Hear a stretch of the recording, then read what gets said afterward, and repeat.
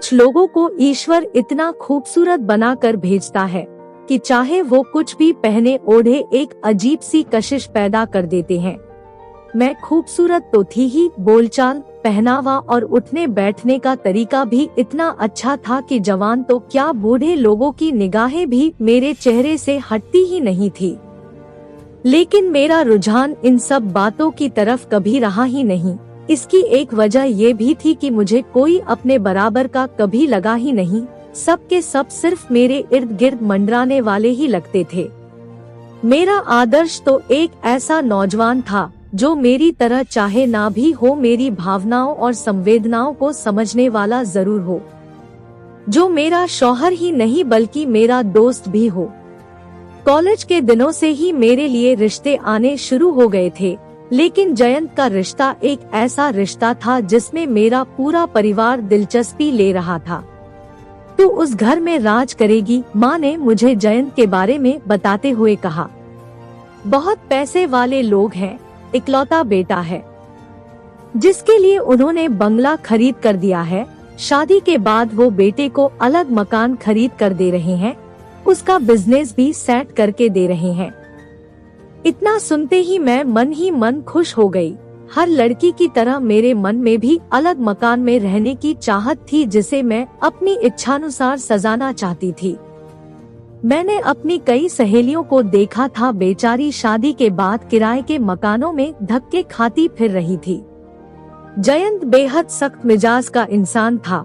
उसके इस स्वभाव से मैं कुछ ही दिनों में परिचित हो गई थी। शक और उसके वहम का ये हाल था कि घर में कोई नौकरानी भी नहीं थी, सारा काम मुझे खुद करना पड़ता था। सबसे बड़ी बात, काम पर जाते समय वो दरवाजे को ताला लगा कर जाया करता और मैं दिन भर उस मकान में एक मुजरिम की तरह इधर से उधर घूमती रहती और आंसू बहाती रहती। मुझे इस कैद से रिहाई जयंत के ऑफिस से वापस लौटकर आने पर ही मिलती थी। शुरू में मुझे अपनी उन सहेलियों पर तरस आता था जिनके पास अपने मकान नहीं थे, लेकिन अब लगता उनकी जिंदगी कितनी खूबसूरत और बेफिक्री से भरी हुई है। उनके पतियों को उन पर विश्वास तो था, कम से कम वो तालों में कैद तो नहीं। एक दिन मेरी बेस्ट फ्रेंड अलका का फोन आया। रिंग बजते ही जयंत ने मेरा मोबाइल ऑन किया और जब उसे पूरी तसल्ली हो गई कि ये फोन किसी औरत का है तो उसने मुझे फोन पकड़ा दिया। आखिर आप चाहते क्या है? क्या आप मुझे गिरफ्तार करके लाए हैं या मैं आपकी गुलाम हूँ? आपको मुझ पर भरोसा नहीं है? दिल चाह रहा था कि मैं उसका हुलिया बिगाड़ दूं और आग लगा दूं पूरे घर को, जिसने मुझसे मेरी खुशियां छीन ली थी, जहां की दीवारों ने मुझे चक्की के पाटों की तरह पीस कर रख दिया था। लेकिन जयंत जैसे पत्थर दिल इंसान पर मेरी किसी भी बात का कोई असर नहीं हुआ। उसे अपनी खुदगर्जी और अपने शक के अलावा किसी और बात से कोई मतलब ही नहीं था। उसी यातना के माहौल में मेरी बिटिया रीनी पैदा हो गई। मुझे उसके पैदा होने की कोई खास खुशी नहीं हुई, इसलिए नहीं क्योंकि वो लड़की थी, बल्कि इसलिए क्योंकि वो इस घर की दूसरी औरत थी। अगर उसके साथ भी वही व्यवहार हुआ जो मेरे साथ हुआ तो बेचारी की जिंदगी कितनी यातनापूर्ण हो जाएगी। जयंत रीनी को प्यार तो बहुत करता था, उसके आराम के लिए परेशान भी रहता था, लेकिन बेटी के प्रति भी उसकी दकियानूसी सोच और सख्तियों में जरा कमी नहीं आई थी, बल्कि इजाफा ही हो गया था मेरे प्रति और रीनी के प्रति भी। मैं कभी शिकायत करती तो कहता, तुम चाहे बूढ़ी भी हो जाओ, मैं तुम पर इसी तरह नजर रखूंगा, क्योंकि मैं औरतों को ढील देने के पक्ष में बिल्कुल नहीं हूँ। मेरी तमाम खुशियाँ रीनी में ही सिमट कर रह गई। वो हंसती तो मैं हंसती, वो रोती तो मेरी आंखों में भी आंसू आ जाते। रीनी का एक पब्लिक स्कूल में एडमिशन हो गया। जयंत ने फरमान जारी किया, स्कूल में रीनी के गले से दुपट्टा हटना नहीं चाहिए, लेकिन स्कूल में तो उसे यूनिफॉर्म पहन कर जाना होगा। मैं जोर से चीखी, दुपट्टा यूनिफॉर्म के ऊपर भी पहना जा सकता है।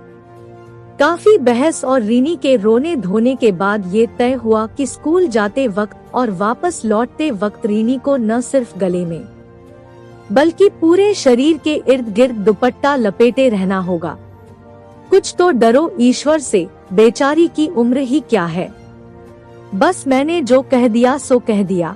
अब रीनी जवान हो गई है, उसके घर से बाहर खेलने पर भी पाबंदी लगानी होगी, जिस उम्र में बच्चे उन्मुक्त जीवन जीते हैं।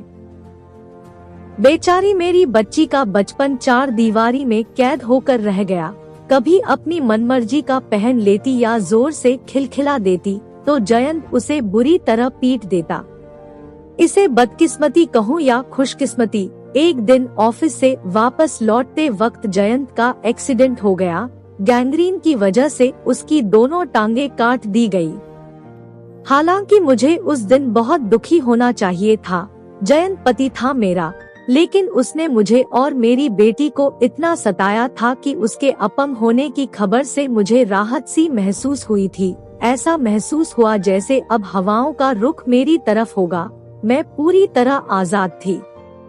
सबसे पहले मैंने जयंत का बिजनेस संभाला, फिर रीनी का दुपट्टा उतरवाया और उसे डांस क्लास में एडमिशन दिलवा दिया। अब वो अपनी सहेलियों के साथ खेल सकती थी, मैं भी अपना मनचाहा पहनती, शॉपिंग करती, घूमती। कुल मिलाकर जिंदगी बेहद खूबसूरत हो गई थी। मैं अच्छी तरह समझती थी कि जयंत को मेरी खुशी फूटी आंख नहीं सुहा रही थी, लेकिन उसकी कुढ़न, छटपटाहट और रोना बिसूरना देखकर मुझे बेहद सुकून मिलता था।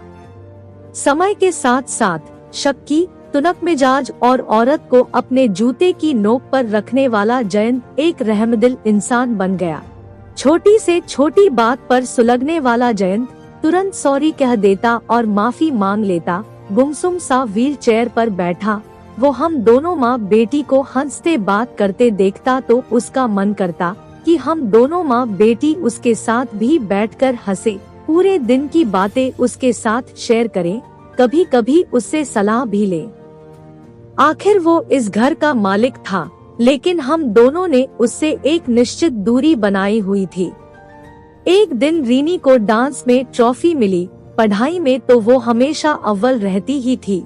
उस दिन वो ट्रॉफी लेने के लिए स्टेज तक जा ही रही थी कि उसकी टांग पैरेलल में फंस गई और वो मुंह के बल गिर गई। छोटी मोटी चोट तो आई ही थी, लेकिन मुंह बुरी तरह छिल गया था। मैं रोने रोने को हो आई थी, कहीं चेहरे की रंगत सही नहीं हुई तो फिर क्या होगा। दुखी तो शायद जयंत भी था, लेकिन जता नहीं रहा था। मैंने उसे संबोधित करते हुए व्यंग भरे लहजे में कहा, अब तो खुश होना, तुम्हारी बद्दुआएं काम आ गई। ईश्वर के लिए ऐसा मत कहो, मैं उसका बुरा कैसे चाह सकता हूँ। रीनी मेरी बेटी है। गुस्से और हिकारत से मैंने मुंह दूसरी ओर फेर लिया था। वो व्हील चेयर घुमाता हुआ मेरे पास पहुँच गया। मैंने तुम दोनों के साथ बहुत बुरा व्यवहार किया है। मुझे एहसास हो गया है कि मुझे इतना तंगदिल नहीं होना चाहिए था। मेरे कर्मों का फल ईश्वर ने मुझे दे ही दिया है। कम से कम तुम तो मुझे माफ कर दो। इतने दिनों का मैल इतनी जल्दी तो धुलना मुश्किल था। फिर भी मैं आज तक लगातार जयंत के साथ बिताए दिनों को भुलाने की पूरी कोशिश करती रहती हूँ। तरस भी आता है जयंत पर ये सोचकर कि काश उसने मेरे साथ जालिमों की तरह नहीं बल्कि दोस्तों की तरह बर्ताव किया होता, तो आज न उसका आपा यूं छोटा होता और न हम तीनों अपनी आजादी के साथ एक खुशहाल जिंदगी गुजारने से यूं मरहूम होते। मन के रिश्ते का अंत तो कब का हो चुका था, फिर भी मैं अपनी सामाजिक जिम्मेदारी पूरी ईमानदारी से निभा रही हूँ।